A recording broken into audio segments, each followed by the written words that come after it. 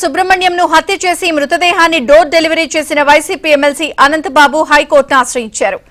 ఇటీవల Rajahmundry SC ST atrocity న్యాయస్థానం కీలక ఆదేశాలు ఇచ్చింది. 90 రోజుల్లో విచారణ పూర్తి చేసి సప్లిమెంటరీ ఛార్జ్షీట్ దాఖలు చేయాలని ఆదేశించారు. ఈ ఆదేశాలను రద్దు చేయాలని అనంతబాబు హైకోర్టులో పిటిషన్ వేశారు.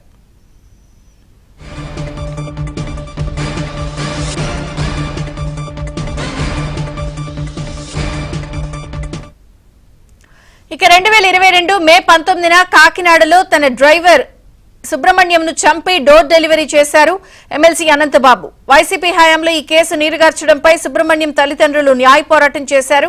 కూటమి ప్రభుత్వం వచ్చాక బాధిత కుటుంబానికి పరిహారం అందజేయడంతో పాటు న్యాయ సలహాకు ప్రత్యేక న్యాయవాదిగా ముప్పాడ సుబ్బారావును కూడా నియమించారు.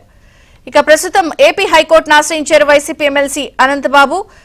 వివరాలను రాజాబాబుని అడిగి తెలుసుకుందాం. రాజాబాబు, విజయ చంద్రిక దళిత డ్రైవర్ వీధి సుబ్రహ్మణ్యం హత్యకు సంబంధించి వైసీపీ ఎమ్మెల్సీ అనంతబాబు కేసులో Rajahmundry SC ST atrocity court తదుపరి విచారణకు అనుమతిస్తూ ఆదేశాలు ఇవ్వడం జరిగింది. ఈ ఆదేశాలను రద్దు చేయాలని కోరుతూ వైసీపీ ఎమ్మెల్సీ అనంతబాబు హైకోర్టులో పిటిషన్ వేసినట్టు కూడా మనకు తెలుస్తుంది.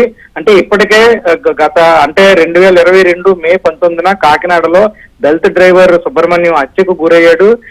ఈ హత్యకు సంబంధించి అప్పుడు వైసీపీ ప్రభుత్వం అధికారంలో ఉండడంతో హత్య జరిగిన తర్వాత 2 సంవత్సరాల పాటు కుటుంబ సభ్యులు అదేవిధంగా ప్రముఖ న్యాయవాది ముప్పాల సుబ్బారావు కూడా న్యాయ పోరాటం చేసినప్పటికీ అప్పుడు వైసీపీ ప్రభుత్వం అధికారంలో ఉండడం వల్ల 2 ఏళ్ల పాటు కేసుకు సంబంధించి ఎటువంటి పురోగతి లేదని చెప్పవచ్చు.